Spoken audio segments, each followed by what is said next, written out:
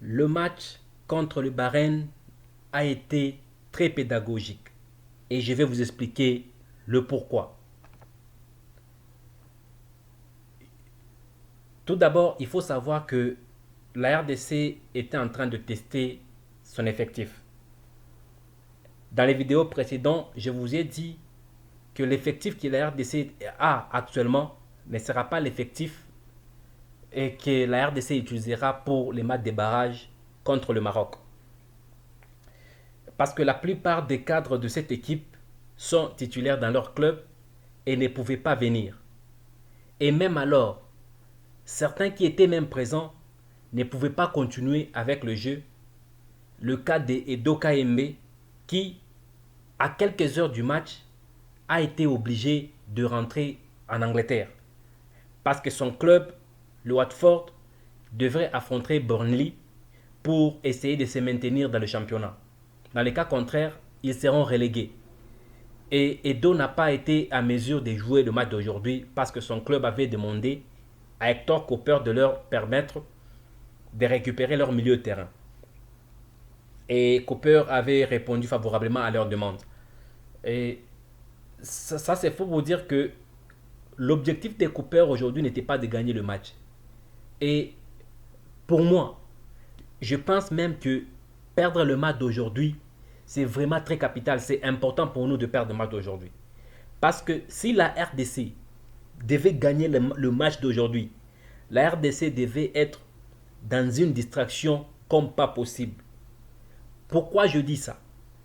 Parce que jouer avec une équipe comme le Bayern et arriver à gagner ce match avec un bon jeu, je vous assure que Cooper pouvait penser qu'il avait des joueurs de qualité. Alors qu'on sait que la plupart des joueurs qui ont joué ces matchs, au moins 70%, sont de joueurs qui sont à peu près professionnels, donc les semi-professionnels. Les joueurs qui jouent dans des championnats africains de très bas niveau.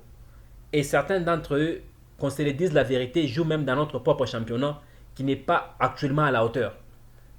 Et vous avez vu vous-même, devant une équipe comme les Beren, notre équipe n'a pas été à mesure de faire le poids. La RDC n'a pas été à mesure de faire le poids. Construire un jeu, c'est difficile.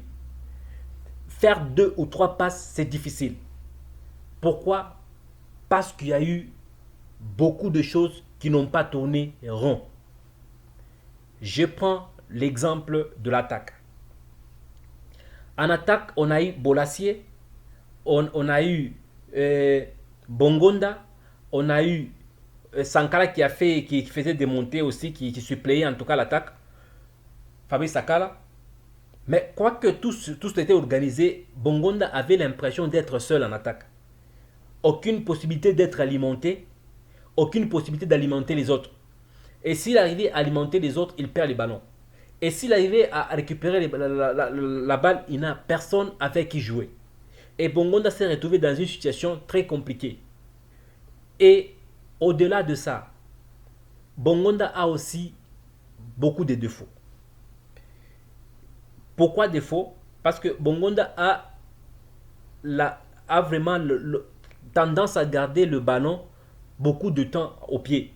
Et le temps qu'il garde des ballons, avec la qualité des joueurs qu'on a qui ne le connaissent vraiment pas ou qui ne sont pas à mesure d'aller vers le ballon, et pour eux, c'est lorsque l'autre a le ballon, nous, on part en avant et il va nous amener le ballon. Et vu les circonstances, vu la situation dans laquelle Bongonda s'est retrouvé, et ça a été impossible pour lui de bien jouer. L'attaque a été mal organisée. Très, très, très mal organisée. La RDC n'a pas été à mesure de percer une défense, la défense d'une équipe comme le Bahreïn. Et comment expliquez-nous que la RDC sera à mesure de défoncer et de percer la défense du Maroc? Parce que le Bahreïn, en tout cas, qu'on se dise la vérité, ce sont des équipes de la 10e zone. Des équipes de la 10e zone en tout cas.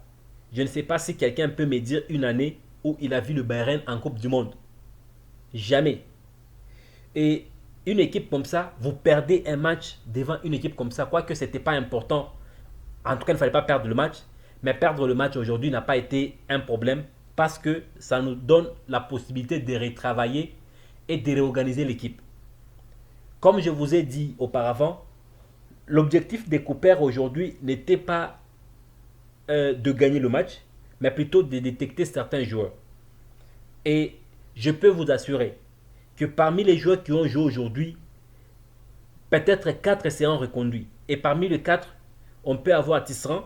Tisserand parce qu'il a fait quand même une belle prestation aujourd'hui. Et aussi par son titre de capitaine de l'équipe, il pourra être retenu. Et la deuxième personne ou le deuxième joueur qui peut être retenu, il y a Fabrice Sakala.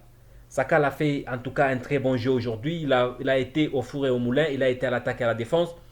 Il a couru en tout cas. Il a mouillé le maillot.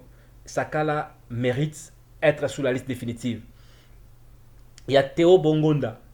La touche de Théo Bongonda est extraordinaire. Vous avez vu à chaque fois qu'il avait le ballon, sa manière de conduire le ballon, vous voyez du professionnalisme à l'intérieur. Vous vous dites même que ce garçon est professionnel. Même le tir qu'il était en train de donner, la première fois qu'il a tiré dans le cadre, vous avez vu combien il a placé le ballon. En tout cas, c'est du professionnalisme. Théo a été parfait. Théo, c'est là le troisième joueur qui s'est reconduit sur la liste. Le quatrième joueur, c'est Mika Miché. Miché a bien joué quand il est entré. Il a essayé d'organiser le milieu de terrain qui était quasi inexistant. On avait des joueurs en milieu de terrain qui étaient incapables de faire 2 passes.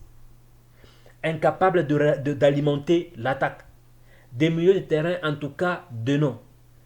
Et on se demande pourquoi est-ce qu'ils sont même convoqués, même pour le barrage, même pour le stage. Parce que de tels joueurs, en réalité, ce sont des joueurs qui doivent être dans le banc en train d'acclamer les autres qui sont en train de jouer. Parce qu'on ne peut pas comprendre qu'on vous prend comme milieu de terrain. On vous place sur terrain, sur la pelouse. On vous dit, votre travail, c'est d'alimenter l'attaque et organiser les jeux. Vous êtes milieu de terrain dans votre club respectif. Mais arrivé sur terrain, vous êtes incapable de construire n'importe que le jeu. De donner n'importe que 2 bonnes passes. Incapable. Et vous vous appelez milieu de terrain. En tout cas, le milieu de la RDC a été à côté. Trop à côté. Pour essayer un peu de vous dire réellement, c'est que les joueurs qui ont joué aujourd'hui ont été testés et je suis en train de voir comment Hector Cooper est en train de voir et sera obligé de mettre Bolasie en dehors du jeu. Parce que Bolasie, je ne suis pas sûr qu'il sera reconvoqué à la liste définitive. En tout cas, je ne suis pas très sûr. La liste définitive, si je pouvais estimer certains noms qui vont s'y trouver, il y aura Gaël Kakuta qui va sûrement figurer sur la liste. Et il y aura Théo Bongonda qui va figurer sur la liste. Il y aura Katompa Silas qui va figurer sur la liste. Il y aura Loinda Christian qui va figurer sur la liste. Il y aura Bakambo qui va figurer sur la liste. Il y aura Mbokane Dieu merci qui va figurer sur la liste. Il y aura Edo Kaembe qui va figurer sur la liste. Il y aura Fabrice Ngoma sur la liste. Et même alors, Fabrice est même le meilleur milieu de terrain qu'on peut avoir actuellement. Parce que remarquez, chaque fois que la RDC joue, à l'entrée de Fabrice Ngoma, tout change. Il organise les jeux, il donne des passes, il alimente l'attaque. Ngoma est le meilleur milieu de terrain qu'on a actuellement. Et Kakuta est au meilleur forme et au meilleur niveau de sa forme. Quoique son équipe a perdu 2 matchs d'affilée. Mais Kakuta est au meilleur forme, au meilleur niveau de sa forme. Et il y a Katompa qui n'est pas contesté actuellement. Et beaucoup de joueurs, en tout cas, Mutusami, oui, c'est un joueur, un bon joueur, oui, mais je dirais ce n'est pas un joueur de premier niveau parce que son club, le Nantes qui joue d'abord dans les championnats français, un championnat qui n'est pas aussi efficace, mais vous n'êtes même pas champion, vous n'êtes même pas une équipe, vous n'êtes même pas parmi le 3 premiers. Bref, être un milieu de terrain d'une équipe comme ça, ça ne suffit pas pour jouer à l'équipe nationale en tout cas. Ça ne suffit pas pour gagner la coupe, ça ne suffit pas pour se qualifier. En tout cas, ça ne suffit pas. Nous nous avons besoin d'un milieu de terrain sérieux. Et un milieu de terrain comme Fabrice Ngoma, oui, en tout cas, je peux lui faire confiance. Et la RDC a joué le match d'aujourd'hui. La RDC va laisser faire une idée sur son effectif. Et tout le monde a vu le match. Et tout le monde sait que si Hector Cooper s'entête à prendre les joueurs comme il les a convoqués sur cette liste, il est en train de nous conduire tout droit vers l'élimination. Là, je suis sûr qu'ils vont travailler ensemble avec le ministère du Sport, la FECOFA et aussi le staff technique vont travailler ensemble pour essayer d'équilibrer quand même les convocations. Parce qu'avec ce que la RTC nous a présenté aujourd'hui, nous n'espérons en tout cas pas grand-chose. En tout cas, on ne peut pas espérer grand-chose.